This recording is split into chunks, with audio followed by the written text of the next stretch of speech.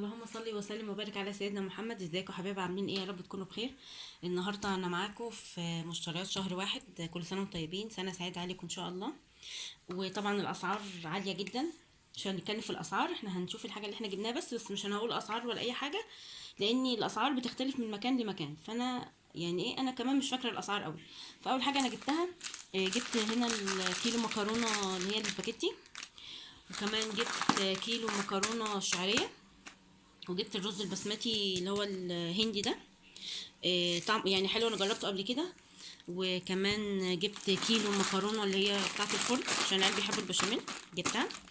وكمان جبت اللي هي المكرونه العقل الصغيره. وكمان انا جبت 5 كيلو رز.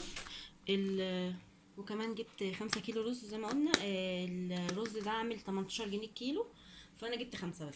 وجبت اللي هي الباميه، جبت كيس. وجبت ملوخيه لان انا عندي في الفريزر يعني، بس انا بحب اجيب زياده.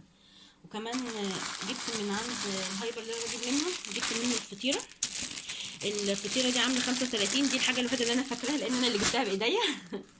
وجبت رومي، جبت قصدي جبنه تلاجة. جبت وزي ما قلنا جبت الجبنه التلاجة، وجبت كمان حلاوه.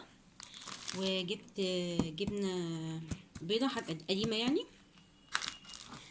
انا بجيب دي حاجات الشهر وساعات بزود عليها. وجبت رومي، جبت يعني تومنين ربع يعني. وجبت بيف برضو، جبت باين ربع. وجبت اللي هو عيش التورتيلا ده جميل قوي في السندوتشات، العيال بيحبوه يعني في التفاح. جبت كيس. وطبعا الجيلي جبت 2، ما جبتش اكتر من كده. وطبعا الشاي بتاع السلام بتاعنا بنجيبه، وجبت منه 3. وجبت طبق العجوة دوت عامل 16 جنيه. جبت واحد بس، قلت اعمل لهم يعني بسكوت عجوة كده. وكمان جبت فشار، ما جبتش كتير، جبت يعني اكتر من 3/4.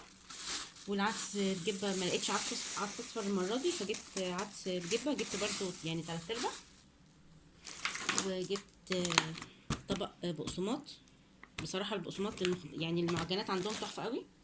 وجبت العيش اللي هو الميني الصغير ده، جبت كيس. وجبت كمان كيس من العيش الكبير. هو العيش عامل الكيس عامل 7 جنيه. جبت ازازه الزيت ديت عامله 70 جنيه، جبتها.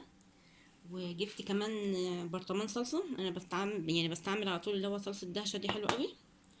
طبعا النسكافيه دوت عشقي، انا على طول موجود يعني، على طول بجيبه. وجبت مناديل اللي هي البيت عادي. وطبعا جبت ثانيه واحده اشيل الحاجات دي كده. جبت كرتونه البيض دي عامله 86 جنيه، جبت واحده. وطبعا ما جبتش حاجات تانية. جبت كمان اللي هي كان ناقص عندي الفانيليا، لكن الحاجات الخميره والبيكنج باودر والحاجات دي موجوده عندي، فكان ده كان بس اللي كانت ناقصه. وبكده انا كده خلصت الفيديو بتاعي، هو صغير ويعني الحاجات مش كتيره، بس برضو الاسعار غاليه.